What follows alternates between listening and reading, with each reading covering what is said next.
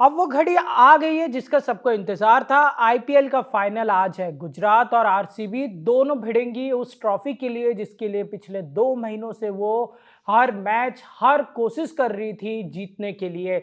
मेरे साथ समीर है और समीर ने एक बहुत बड़ी अपडेट दी है जो कि आप लोगों को जाननी चाहिए। वो ये है कि गुजरात की टीम कल रात 10 बजे ही अहमदाबाद पहुंची है। इसका क्या इफेक्ट होगा, क्योंकि उनको प्रैक्टिस का टाइम बहुत कम है। एक उन वो सफर करके आए हैं और बीच में इतना कम गैप भी रहा है और इतने बड़े मैच से आए हैं क्योंकि उसमें फाइनल दांव पे लगा था। एक मेंटल प्रेशर आज क्या होगा, इस बारे में पूरी बातचीत हम करेंगे। समीर, मुझे ये बताइए कि ये फ्लाइट का क्या चक्कर रहा है अभी। देखिए क्वालीफायर 2 खेलने के बाद जी। गुजरात और राजस्थान की टीमें जो थी वो तो राजस्थान तो बाहर हो गई। गुजरात की जो फ्लाइट थी वो चार्टर्ड फ्लाइट थी। कल उसको दिन में शाम के पहले पहुँचना था जी। बट मौसम खराब होने के कारण वो फ्लाइट डिले हो गई। पहले 8 बजे का शेड्यूल था, फिर रिपोर्ट्स के अनुसार फिर वो 10 बजे लैंड की। उसके बाद आधे घंटे वहाँ से ट्रैवल, गांधीनगर के जो होटल्स हैं उनमें जाने में टाइम लगता है, ट्रैफिक होता है। तो कहीं न कहीं 24 घंटे से भी कम टाइम है जी। उनके लिए। और कल शाम में नहीं पहुँचे तो प्रैक्टिस भी नहीं हुई। सुबह थोड़ी बहुत जो प्रैक्टिस होगी।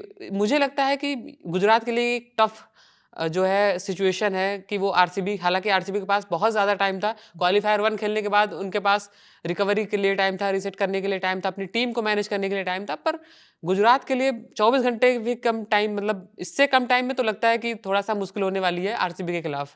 समीर, एक चीज़ बताइए कि जैसे कि ये प्लेयर्स है, अब वो 10 बजे कल रात को पहुंचे हैं, उसके बाद होटल में चेक इन चेकआउट करते हैं, ये सब करते हुए एक डेढ़ तो उन्हें बज ही गए होंगे। फिर आज उनके पास इतना बड़ा मुकाबला उनके आना है और अहमदाबाद में मैं देख रहा था वेदर भी बहुत ही गर्मी है वहाँ पे काफ़ी ज़्यादा।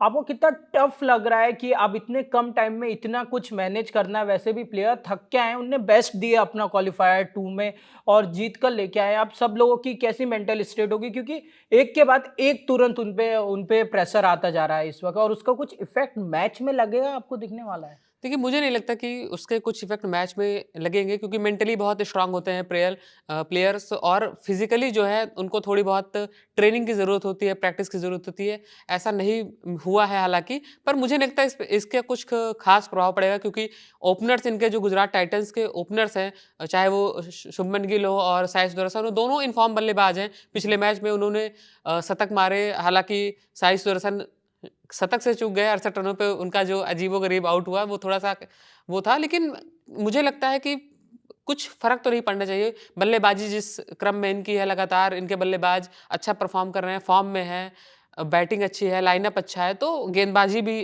कगिसो रबाडा और भी जो राशिद खान है, हालाँकि थोड़े-से महँगे हुए वो, बट गेंदबाज़ी भी अच्छी है। तो मुझे लगता है कि एक संतुलित टीम है। मेंटली प्रेशर तो मुझे नहीं लगता है कुछ होगा, फिज़िकली भी बहुत ज़्यादा इफ़ेक्ट नहीं पड़ने वाला है। पर हाँ, प्रैक्टिस करना मैच के जी। पहले ये बहुत ज़रूरी होता है।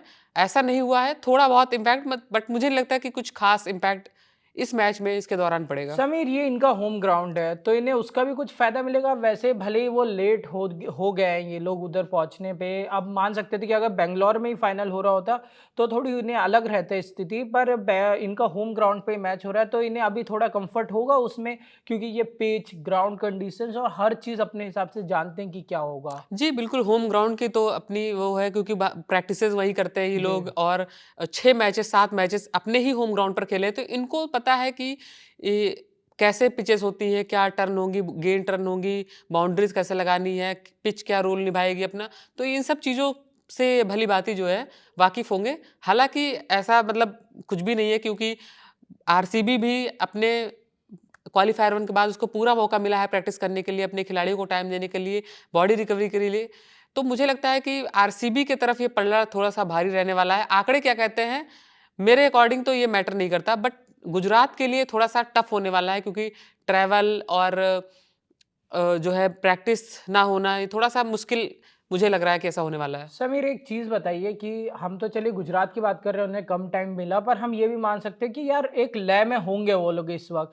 पर आरसीबी के बीच एक बड़ा गैप हो चुका है, तो आपको लग रहा है कि उनकी लय या उनका जो एक वो आपका एक माइंडसेट रहता है उसमें कुछ ना कुछ ऊपर-नीचे आया होगा? क्योंकि पूरे सीज़न लगातार मैचेस खेलते रहे, पर अब एक बड़ा गैप लेकर वो अब फाइनल पे आ रहे हैं। देखिए मुझे नहीं लगता कि क्योंकि उनको टाइम मिला है तो ये गैप उनके लिए फ़ायदेमंद, मुझे लगता है कि उनके लिए फ़ायदेमंद होगा क्योंकि आरसीबी को जितना टाइम मिला है वो काफ़ी इनफ है फाइनल में परफॉर्म करने के लिए, अपनी बेस्ट टीम जो है वो उतारे वो फाइनल के लिए। गुजरात को थोड़ा-सा मुश्किल होना चाहिए क्योंकि आरसीबी क्वालीफायर 1 में उन्होंने जिस तरीके से प्रदर्शन किया, जी, पहले शुरुआती ही दौर में उन्होंने गुजरात के 3-4 विकेट गिरा दिए। जी। तो मुझे लग रहा है कि आरसीबी उस लय में है, जीत के लय में है। बॉलिंग उसकी बहुत अच्छी हो गई है, बैटिंग रजत पाटीदार हो, चाहे फिल सॉल्ट हो, हालाँकि पिछले मैच में फिल सॉल्ट का बल्ला नहीं चला और टिम डेविड का भी नहीं चला। रजत पाटीदार जिस हिसाब से परफ़ॉर्म कर रहे हैं, कैप्टेनशिप अपनी जो है दिखा रहे हैं कि कप्तानी पारी कैसे खेली जाती है, लोगों को दिखा रहे हैं।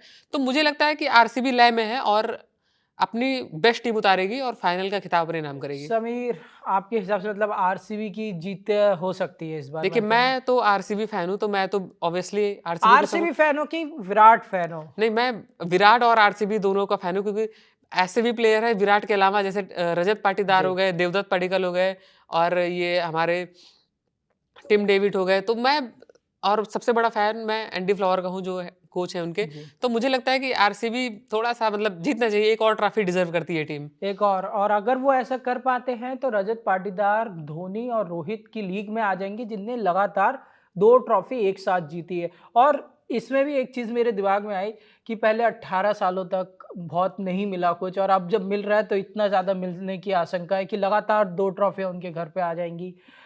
फिलहाल के लिए तो बस इतना ही और क्या होता है आज के मैच में उसकी पूरी कवरेज आपको क्रिकेट कंट्री पे मिलेगी। हर एक डिटेल आपके पास लेकर आएँगे हमारे साथी और ऐसे ही क्रिकेट की हर अपडेट के लिए देखते रहिए क्रिकेट कंट्री।